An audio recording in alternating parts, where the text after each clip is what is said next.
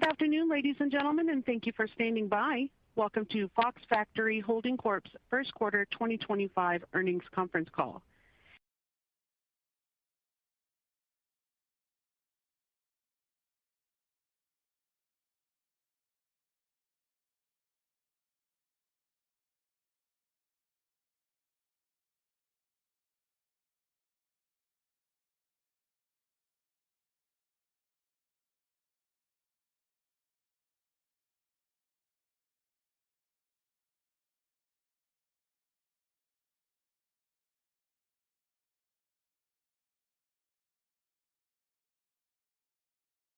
At this time, all participants are in a listen-only mode. A question-and-answer session will follow the formal presentation. Please note this conference is being recorded. I'd now like to turn the conference over to Toby Merchant, Chief Legal Officer at Fox Factory Holding Corp. Thank you, sir. You may begin. Thank you. Good afternoon and welcome to Fox Factory's first quarter 2025 earnings conference call. I'm joined today by Mike Dennison, Chief Executive Officer, and Dennis Schemm, Chief Financial Officer and President of the Aftermarket Applications Group. First, Mike will provide business updates, and then Dennis will review the quarterly results and outlook. Mike will then provide some closing remarks before we open up the call for your questions. By now, everyone should have access to the earnings release, which went out earlier this afternoon. If you have not had a chance to review the release, it's available on the Investor Relations portion of our website at investor.ridefox.com. Please note that throughout this call, we will refer to Fox Factory as Fox or the company. Before we begin, I would like to remind everyone that the prepared remarks contain forward-looking statements within the meaning of federal securities laws, and management may make additional forward-looking statements in response to your questions. Such statements involve a number of known and unknown risks and uncertainties, many of which are outside the company's control and can cause future results, performance, or achievements to differ materially from the results, performance, or achievements expressed or implied by such forward-looking statements. Important factors and risks that could cause or contribute to such differences are detailed in the company's quarterly reports on Form 10-Q and in the company's latest annual report on Form 10-K, each filed with the Securities and Exchange Commission. Investors should not place undue reliance on the company's forward-looking statements, and except as required by law, the company undertakes no obligation to update any forward-looking or other statements herein, whether as a result of new information, future events, or otherwise. In addition, where appropriate in today's prepared remarks and within our earnings release, we will refer to certain non-GAAP financial measures to evaluate our business, including adjusted gross profit, adjusted gross margin, adjusted operating expenses, adjusted net income, adjusted earnings per diluted share, adjusted EBITDA, and adjusted EBITDA margin, as we believe these are useful metrics that allow investors to better understand and evaluate the company's core operating performance and trends. Reconciliations of these non-GAAP financial measures to their most directly comparable GAAP financial measures are included in today's earnings release, which has also been posted to our website. And with that, it is my pleasure to turn the call over to our CEO, Mike Dennison. Thank you. Thanks, Toby, and thanks to everyone for joining today's call. I'm pleased to report that we delivered a solid start to 2025, with first quarter sales coming in above expectations at $355 million. Representing growth of 6.5% over the prior year, and adjusted earnings per share of 23 cents, which was in line with our expectations. Importantly, our plan called for meaningful sequential improvements across our businesses, particularly in gross margin. And to that end, I'm pleased that we delivered a 200 basis point sequential increase in gross margin to 30.9%. The operational improvements and strategic cost management initiatives we outlined during the fourth quarter are well underway, with many of the actions completed and starting to deliver results across all three businesses, which was illustrated by continued strong sequential adjusted EBITDA margin improvements in both our PVG and AAG segments. This progress, combined with revenue growth on a year-over-year basis across the segments, underscores the balance between cost management and our relentless focus on new product development. While external market conditions remain uneven across many of our product lines, we're meeting our financial commitments through disciplined execution on the factors within our control. This has become all the more important in the current environment overshadowed by tariffs. Our cost optimization strategy, which began last fall, is helping us be more nimble in addressing near-term challenges and positioning us for sustained margin improvement and enhanced free cash flow generation as we progress through the year. And while our near-term focus is on financial performance improvement, we remain committed to investing in innovation, which underpins everything we do here at Fox and is the basis by which we are creating meaningful customer engagements with our performance-defining, race-winning products.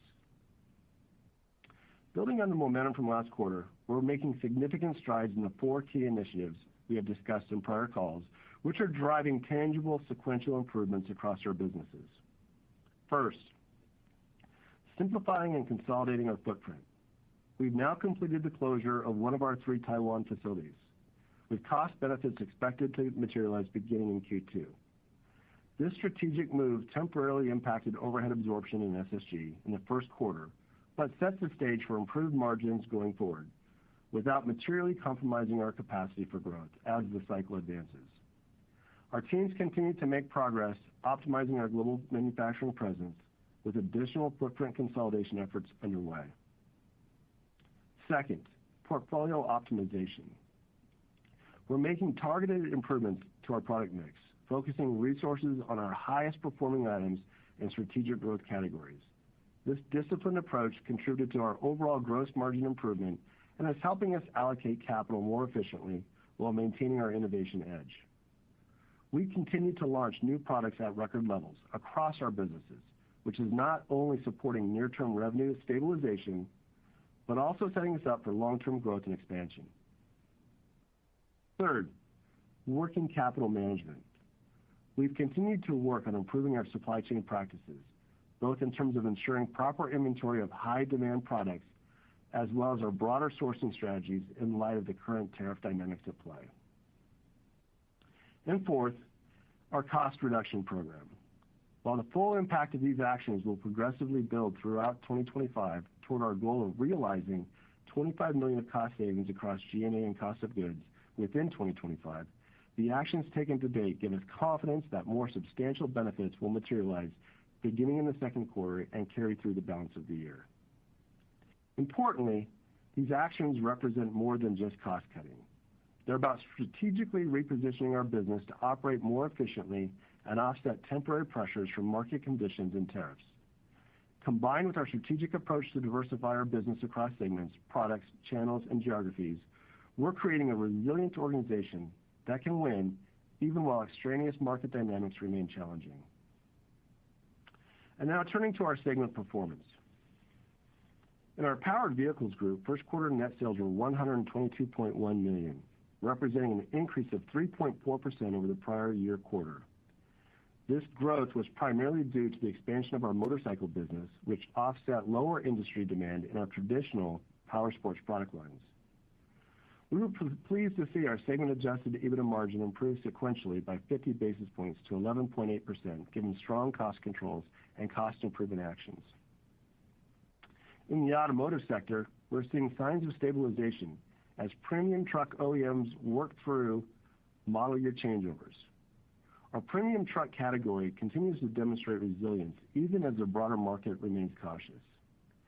Tariff impacts on future demand are yet to be known. However, we believe the premium vehicle category is more insulated than the broader market.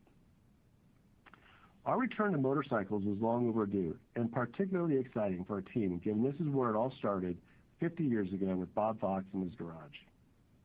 We already have a great roster of marquee customers with expansion to new customers planned for the future. These new motorcycle relationships are helping offset softness in other areas of power sports and demonstrate the enduring value of the Fox brand as the standard across any performance category. In our Aftermarket Applications Group, we delivered both top-line growth and significant margin expansion, with net sales increasing 9.9% to $111.9 million from $101.9 million in the prior year period.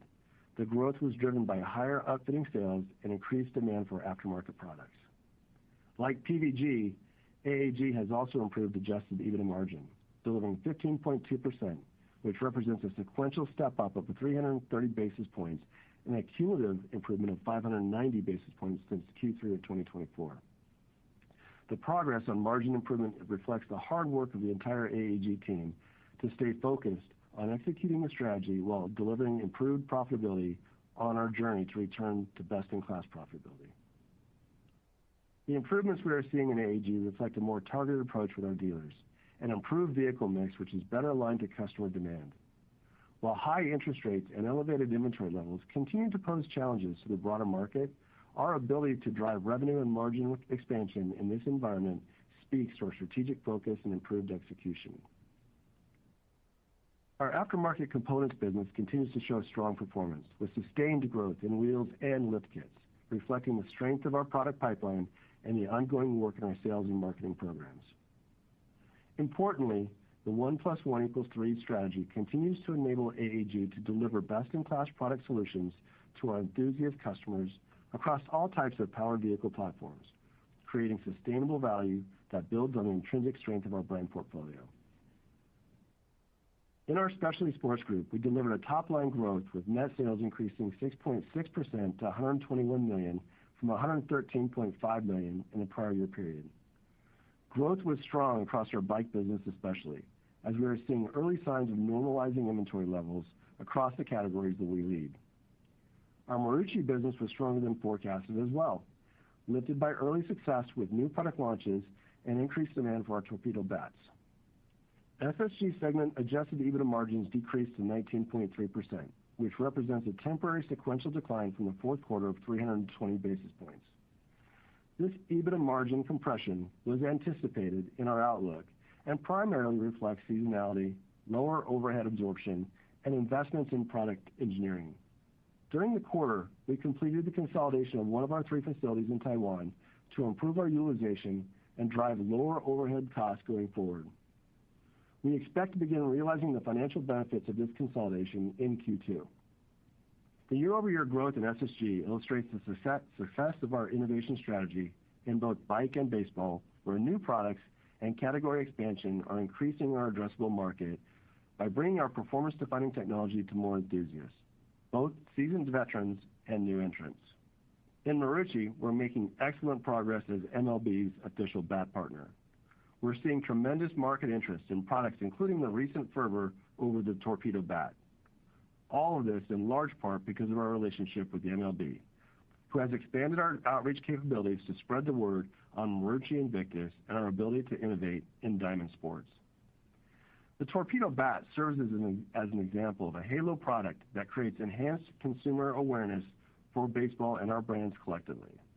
People who didn't follow baseball are now talking about baseball, and players at all levels want to use what their heroes use, creating a powerful connection between our brand and our customers.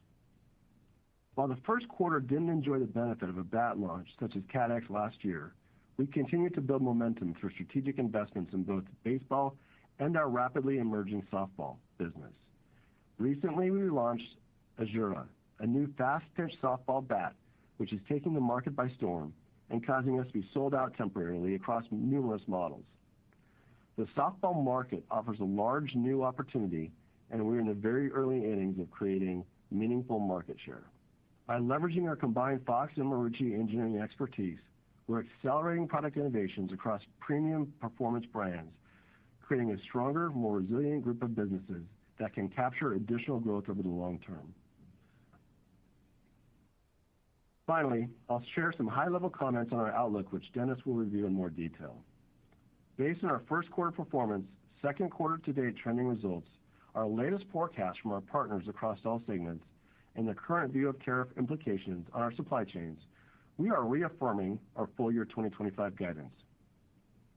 While we anticipate continued challenges in the broader market environment, our expectation still provides top and bottom line improvement year on year as we progress through the balance of 2025, with the benefits of our cost optimization initiatives becoming more tangible in the second quarter and building strength in the second half. On tariffs, our teams are continuously analyzing the latest developments closely, and we're implementing mitigation strategies across, including cost reductions, commodity index-based adjustments, and price increases where appropriate. While our manufacturing footprint is well positioned relative to these policy shifts, we recognize the potential for broader industry impacts and are working hard to be able to adapt accordingly. It is worth mentioning that what may be obvious to many already. We cannot control or predict consumer confidence in general, and our guidance doesn't contemplate any potential significant recessionary impacts associated with a longer-term tariff headwind, nor potential long-term disruption of other companies' supply chains as they attempt to adjust their strategies to mitigate these issues. As we look ahead, we remain focused on what we can control: operational efficiency, innovation, and strategic growth initiatives that will drive long-term value for our shareholders. Our team continues to demonstrate resilience and adaptability, and I'm confident in our ability to build on sequential improvements we've delivered this quarter, positioning us to restore our best-in-class adjusted EBITDA margin profile.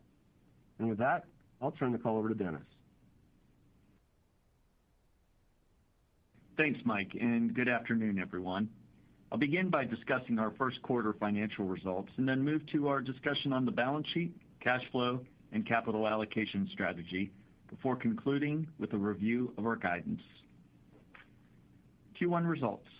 Total consolidated net sales in the first quarter of fiscal 2025 were $355 million, an increase of 6.5% versus sales of $333.5 million in the same quarter last year, primarily reflecting growth across all segments. Our gross margin was 30.9% in the first quarter of 2025, consistent with the same quarter last year. Adjusted gross margin, which excludes the effects of amortization of acquired inventory valuation markup, was 30.9% compared to 32.3% in the prior year quarter, primarily because of the significant mix shift to power sports and away from automotive OE, offset by our cost reduction initiatives. Our sequential gross margin and adjusted gross margin increased 200 basis points and 170 basis points, respectively, supported by realization of our cost reduction initiatives.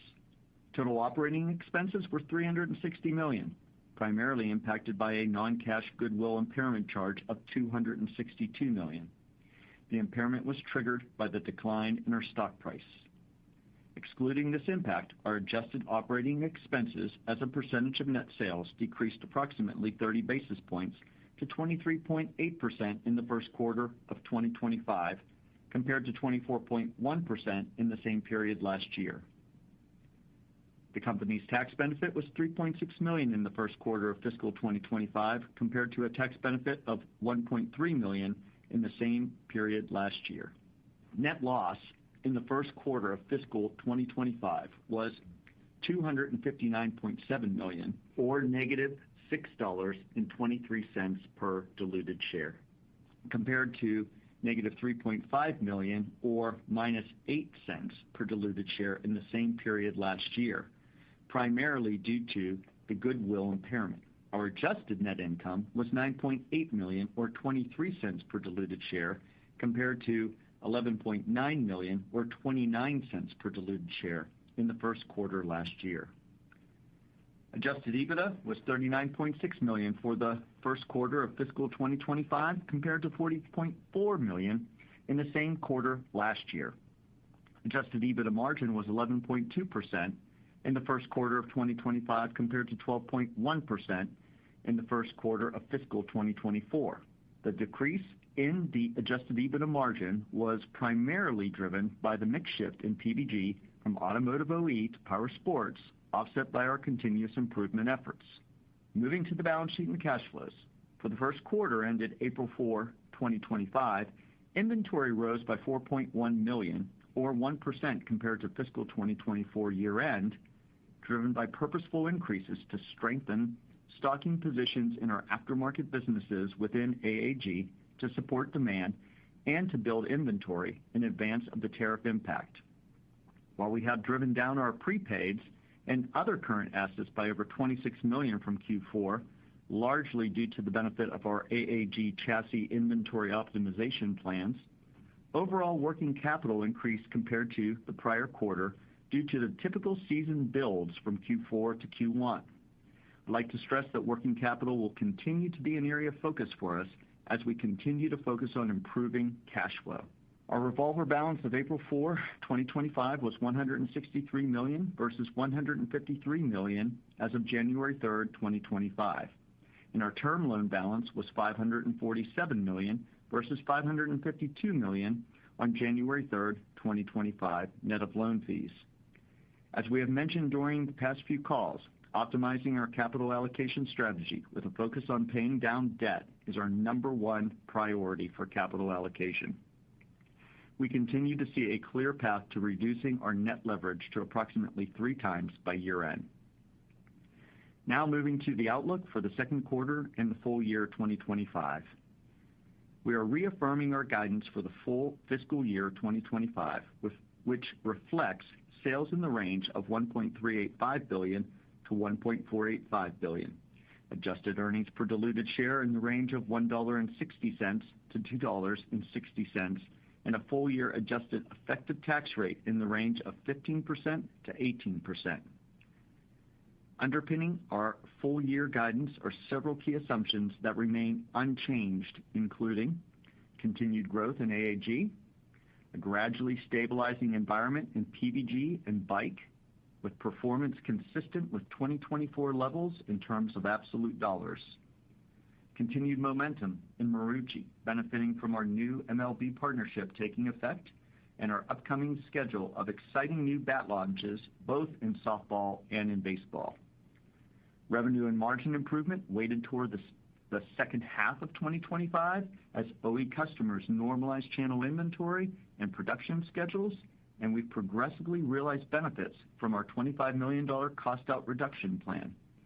We continue to expect 30 to 35% of the savings to impact our first-half earnings, weighted towards the second quarter, and the remainder coming in the second half. For the second quarter of fiscal 2025, we expect sales in the range of $340 million to $360 million, and adjusted earnings per diluted share in the range of 32 cents to 62 cents. Importantly, our guidance includes consideration for the direct effects of net cost impacts from the ongoing tariff developments, though the impact of tariff policies on consumer demand remains uncertain. Overall, new and expanded tariffs will continue to pose significant challenges for our industries. We have quantified the potential gross impact of tariffs to be in the range of $50 million on a full-year basis, which is approximately 5% of our cost of goods sold. So we clearly have exposure to tariffs, but I would add that our exposure is relatively better positioned compared to others in our industry.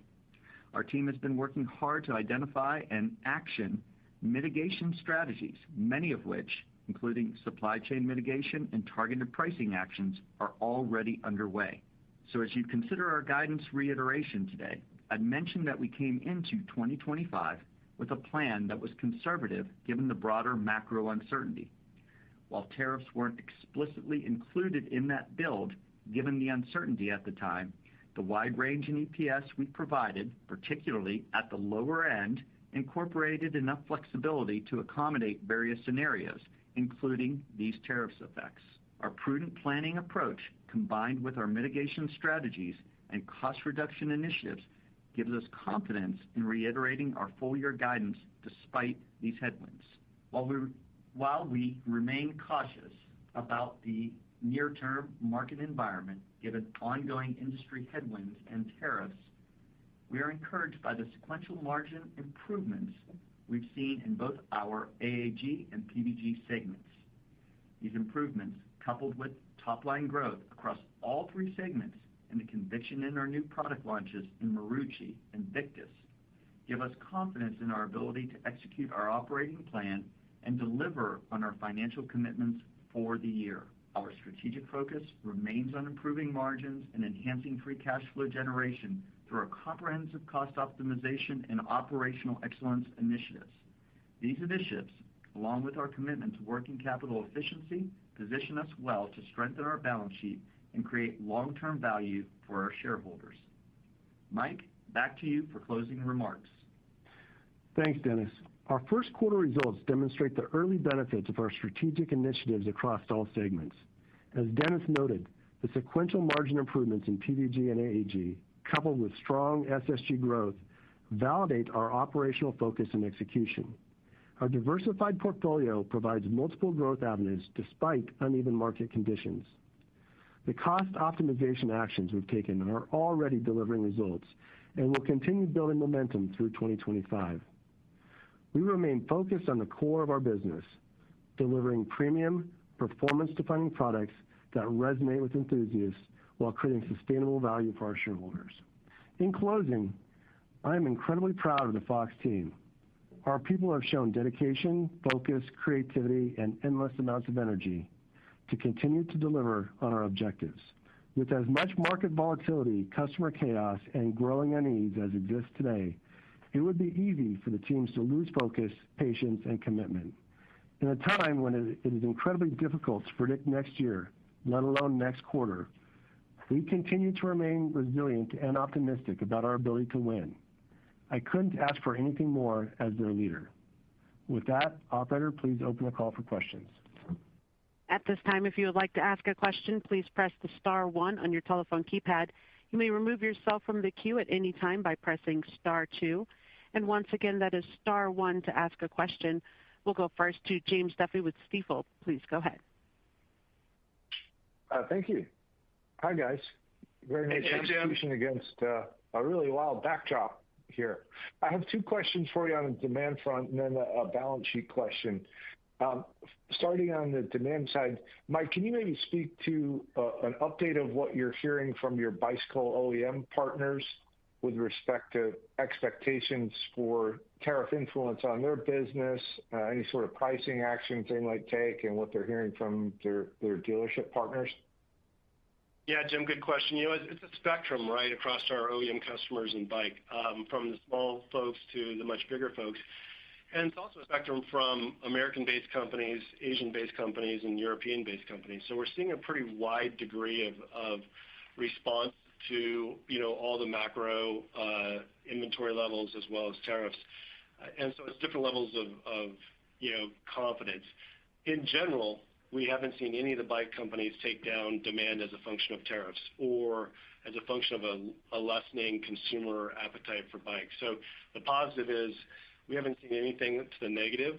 We do see some companies faring slightly better in the environment, as you would.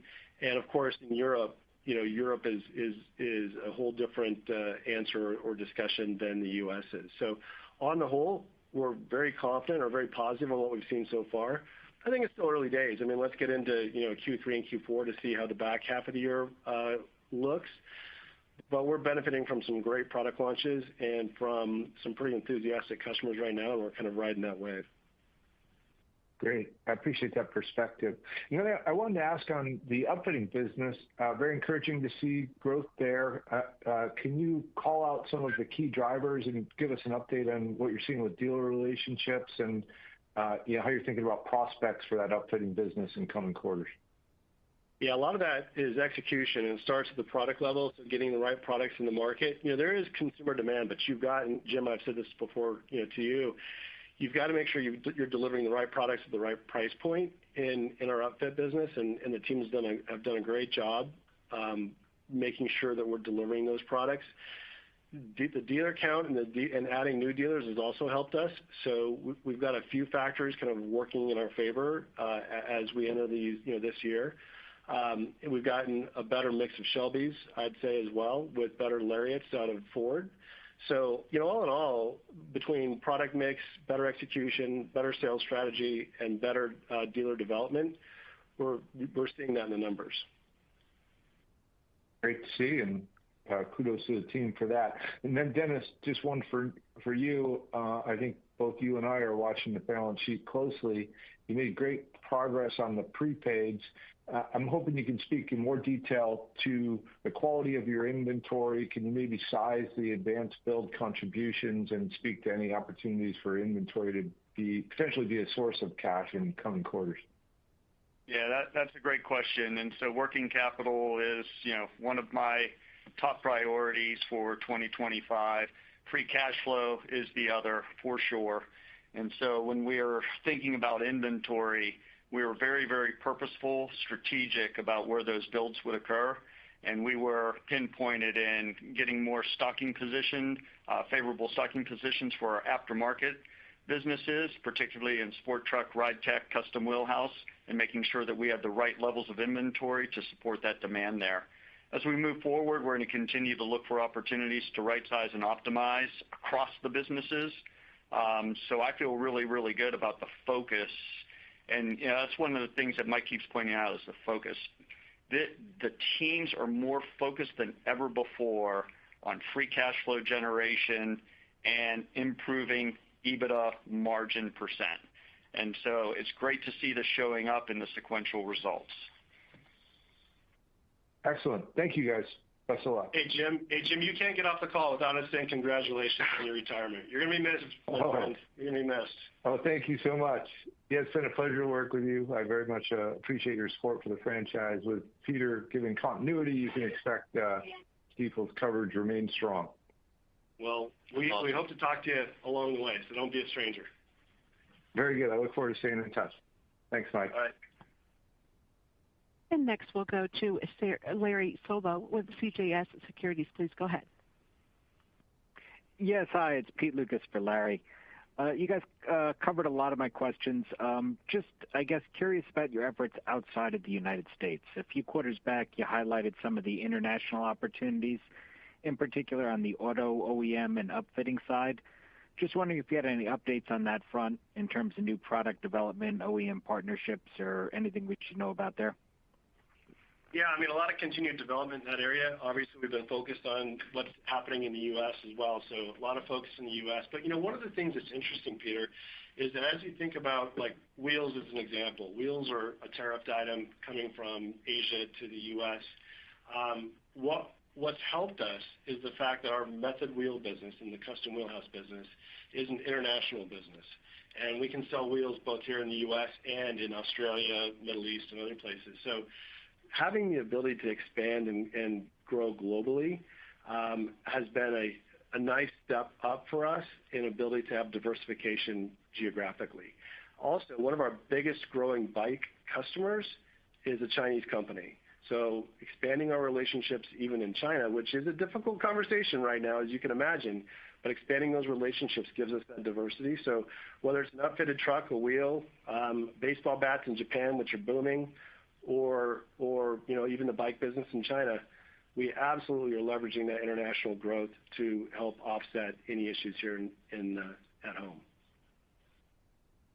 Great, thanks. And then just one last follow-up.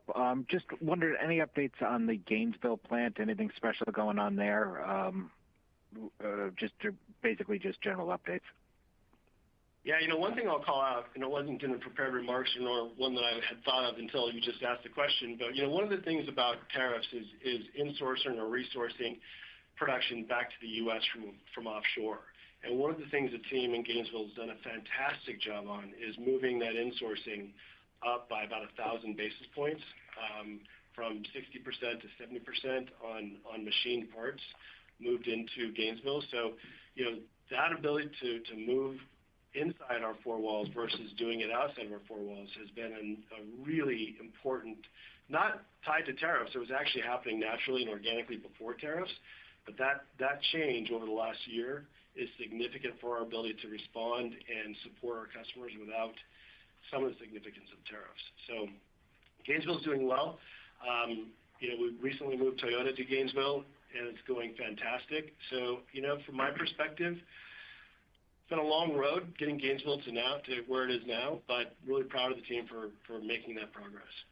Yeah, and it's a great point because one of the things that you saw in the numbers, we talked about the significant mix shift and that impact on gross profit. Well, sequentially, however, you saw the team improve 50 basis points quarter to quarter. That is exactly the cost improvement work that Mike is talking about, and it's flowing through. Extremely helpful. Thanks. I'll jump back in the queue. Thank you. And next we'll go to Michael Schwartz with Truist Securities. Please go ahead. Hey guys, good evening.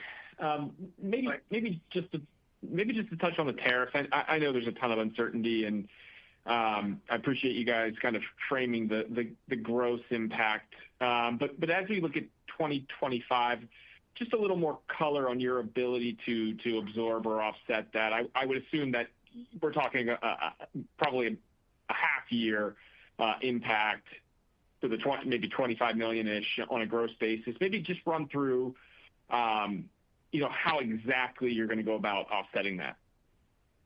Yeah, I mean, that's about an hour-long conversation, Mike. So let me give you the highlights and see if we can cover as much as we can. It's different by business. So, whether it's PVG or our custom wheelhouse business, as I mentioned earlier, or baseball, you really have kind of 3 different strategies and probably 20 different actions associated with those different businesses. But on the whole, some of it comes down to commodity price index changing. So, aluminum tariffs are a function of commodity indexing. That flows through to our OEMs. We're working with our OEMs to mitigate as much of that as possible. And it's not an easy conversation. So don't get me wrong. It's not like we just change the price tomorrow and off we go. But those conversations are happening. We're having some good success with those OEMs as we work through that aluminum tariff issue. Some of it's insourcing or resourcing, as I mentioned earlier. That work is longer in duration to get done, but obviously it's something that we have started before tariffs and will continue to drive. In baseball, we started a manufacturing facility in Taiwan. Not us, it's a partner of ours that has a manufacturing facility, so we've moved some baseball bats to Taiwan. We've also moved some finishing of baseball bats in both composites and aluminum to both Baton Rouge and to Scottsdale. So we actually moved some of that onshore to reduce some of the impact of tariffs in that scenario. In wheels, we had already had a strategy to move a good chunk of our wheel business outside of China to other locations in Asia. Wheel manufacturing is predominantly an Asian activity. It doesn't happen here in the U.S., so it would be hard to move that onshore. But a lot of that work started before the tariffs, as I mentioned, and we'll continue to drive it going forward. So from a supply chain and manufacturing footprint, again, keep in mind most of our manufacturing footprint, as you know, is in the U.S. or on the continent. We're not sitting too bad, and we've done a lot of really hard work. The teams have executed very well against moving as much as they can and mitigating as much as they can. They'll continue to do that work. We're early innings of this game, as you know. We're in the first inning, and we need to get through 8 more. But so far, very positive in what we've accomplished. The second half of the tariff thing is really not about supply chain and manufacturing. It's about how does your brand withstand tariffs? How does it hold up, or your set of brands? And then how does the consumer demand look? Consumer demand, I'm not going to spend much time talking about because, as you mentioned and we all know, it's pretty hard to call the ball on consumer demand. We'll have to wait and see what inflationary issues occur, what recessionary issues occur, and those kinds of things. So we're not going to try to contemplate that. But our brand strength really resonates here in the U.S. with being, whether it's Marucci, Victus, Fox, or others, very much an American brand story. And I think we get the benefit of that American brand story with our enthusiasts and our customers. So we're seeing some tailwind associated with that as we move through this. So again, at the gross level, a pretty big number. Not something we take lightly, but a lot of work by a lot of people in this company to try to drive that number down. And we'll keep working it, and we'll keep you guys, appraised of how we're doing quarter by quarter as we go through it. Okay, that's super helpful. And then second question, just I know I'm going to get this question, so I'm just going to ask it. Given that you came in above the high end of your revenue range, did you see any discernible maybe pull forward in the quarter from people trying to buy ahead of tariffs, to buy ahead of price increases? Great question. No, not really. I mean, we saw a few pull-ins, but they were really tied more to product launches. We've got a lot of product launches this year, and they tend to sometimes fit right around quarters, pivoting from one quarter to another. And we saw some of that, power happen more maybe in Q1 versus Q2. But on the whole, not a lot of buying ahead of anything. So, maybe we see that in Q2. Haven't seen it yet, but maybe we see that in Q2 as we get closer to kind of that second half of the year and where maybe more tariff impact could be. But so far, no, we're feeling pretty good about where we are. Awesome. Thank you. Perfect. And next we'll go to Anna Glasskin with B. Riley Securities. Please go ahead. Good afternoon. Thanks for taking my question. I'd like to piggyback on Mike's question, touching on tariffs. Thinking about the indirect impact or further down the supply chain from you, within the bike business, are you generally within Asia shipping within Taiwan and then therefore subject to that reciprocal tariff down the line, or your partners are, or is there anything to note that's being shipped from China? No, nothing significantly shipped from China. In the bike business, we deliver to our OEMs on the island. So then the OEMs typically bring it across to either Europe or the U.S. And obviously the tariff conversation is very different whether you're talking about Europe or the U.S. Where we have a little bit more direct tariff impact would be in our aftermarket businesses. In that scenario, we've actually done a pretty good job of building inventory in advance of the tariffs to give us some buffer. And all that's factored into our thinking for the back half of this year. But generally speaking, we work with our OEMs to help them be successful in this environment more so than a direct impact to us. Got it. Thanks. And then within the prepared remarks, you talked about improving the product mix and that helping margins. Can you elaborate a little bit more on if that was a SKU rationalization or shifting the mix, and if that was concentrated to any one segment? It's across the segments. As part of our cost initiatives and as part of our look at the business to make sure we're driving the most profitable parts of our business and allocating capital to the most profitable parts of our business, we spend a lot of time looking at our catalogs and the different things that we're doing and really focusing on, if we're going to innovate and if we're going to spend the money for innovation, let's make sure it's at the right product level and serving the right consumer demand. So it's pretty much across the board. I would say there's some highlights both in PVD and the vehicle makeup, in bike. Some of our product launches happening in Q1 and Q2 are at the very high end of the range, probably higher than we've been before in some of our forks and some of our new technologies. So, we're really focusing on that kind of ultra premium level right now, and that seems to be serving us well. And then just broader expansion of portfolio and things like wheels, where we have the raised wheel category now, not just the method wheel category. So, trying to create a more diversified product portfolio on the higher end of the different brands and platforms, giving us some ability to pivot and move as we kind of go through this volatility. Great. Thanks, guys. Thank you. Next, we'll go to Brett Jordan with Jefferies. Please go ahead. Hey guys, good afternoon.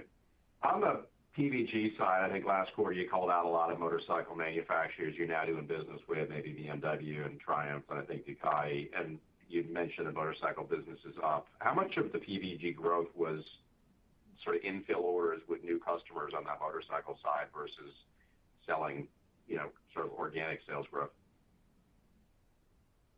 Best way to answer that, Brett, is on the automotive side, as forecasted. So we had forecasted a bit of a lower automotive quarter, just from a not because of tariffs. Obviously, we didn't have tariffs back in our original forecast anyway, but we expected the Q1 to be a little lighter on the automotive side.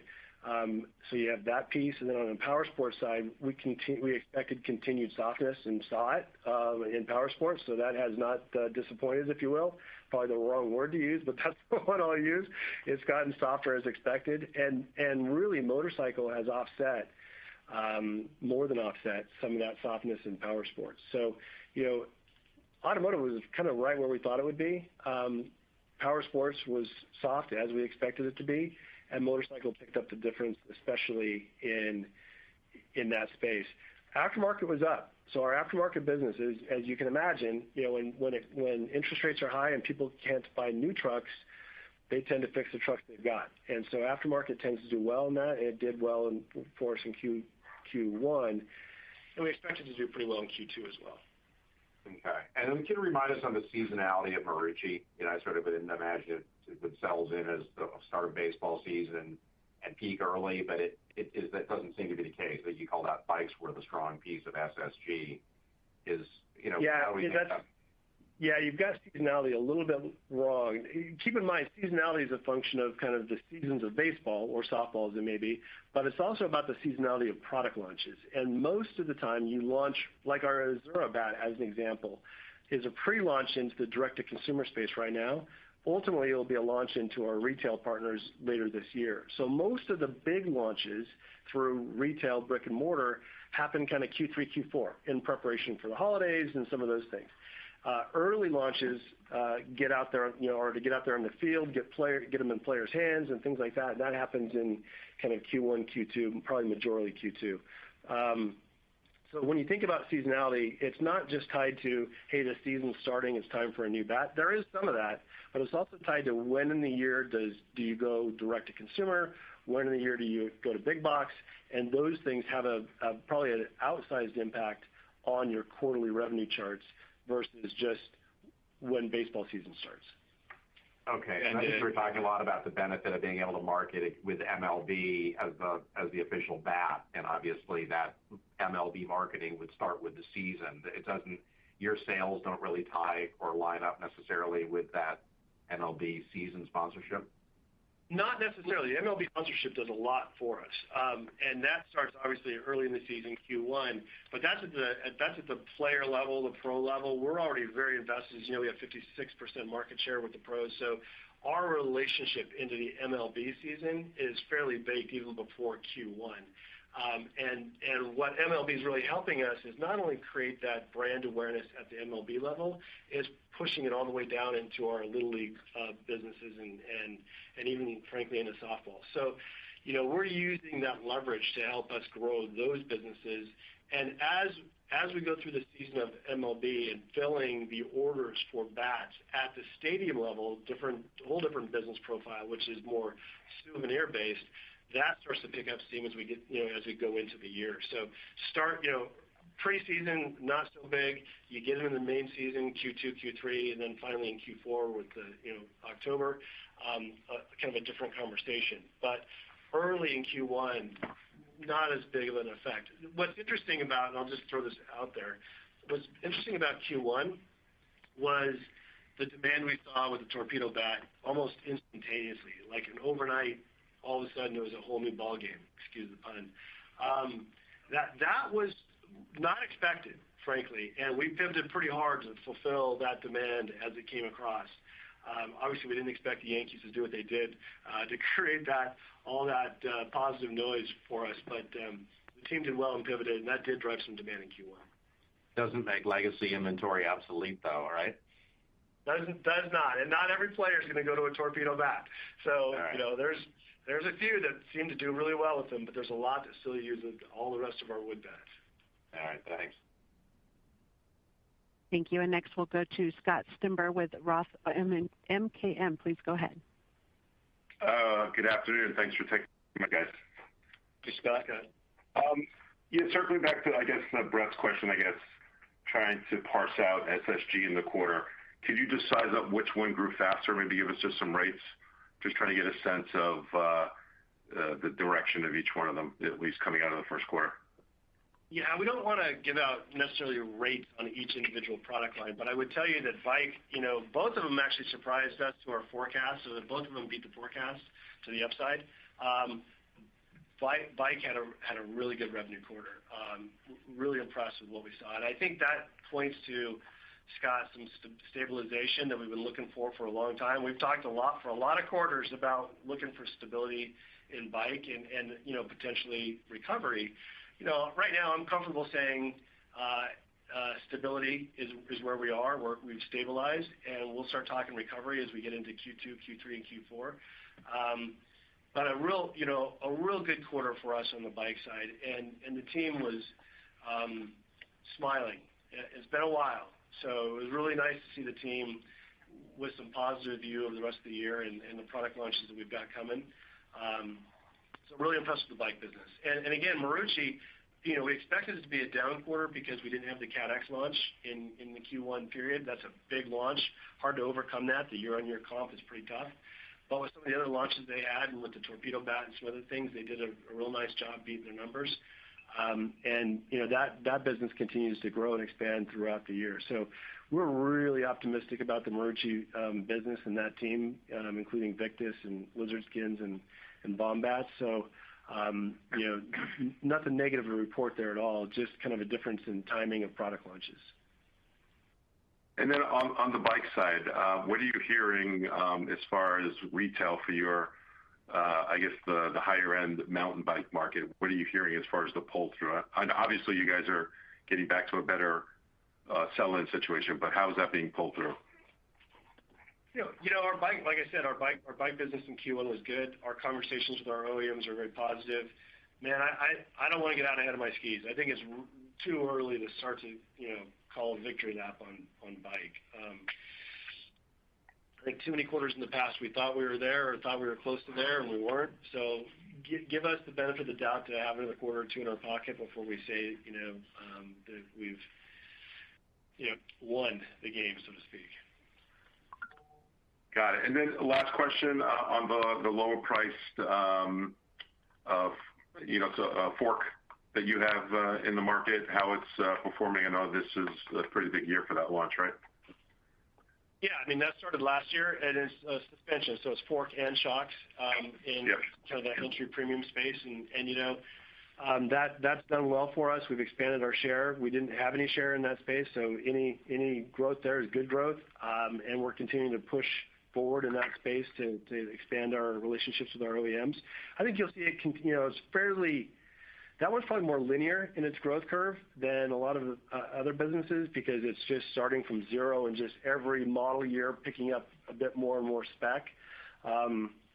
So we expect good things out of that part of the business over the course of 2025, model year 2026, and we'll just continue to push that forward. Got it. That's all I have. Thank you. Thank you. Thank you. And that concludes our question and answer session. I'd like to now turn the call back over to Mike Dennison for concluding remarks. Thanks, everybody. Appreciate the time today, and have a good evening, and we'll talk soon. This does conclude the Fox Factory Holding Corporation's first quarter 2025 earnings call. You may now disconnect your line.